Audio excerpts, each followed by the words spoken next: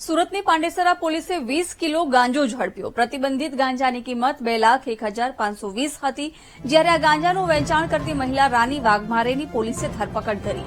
ધરપકડ કરીને મહિલા વિરુદ્ધ એનડીપીએસ એક્ટ મુજબ ગુનો નોંધાયો। મહિલા ગાંજો ક્યાંથી લાવી અને કોને આપ્યો તેને લઈને પોલીસે તપાસ શરૂ કરી હતી।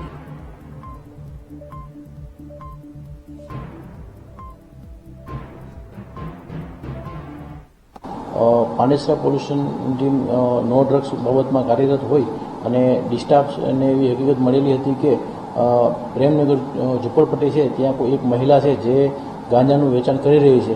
તે અનુસંધાને ડિસ્ટાફ પીએસઆઈ શ્રી વસાવા સાહેબ તેમજ સેકન્ડ પીઆઈ હુદડ સાહેબ નાઓની ટીમ બનાવી અને ચોક્કસની બાતમી હતી, ત્યાં ચોક્કસપણે જે બાતમી હતી એ બાતમીના અનુસંધાને એક ટીમ બનાવી અને પંચોને સરકારી પંચોને બોલાવી અને પંચો સાથે રાખી અને ત્યાં રેડ કરતા ત્યાંથી 20 કિલો 152 ગ્રામ ગાંજો મળી આવેલ છે, જેની કિંમત 2,01,520 થાય છે।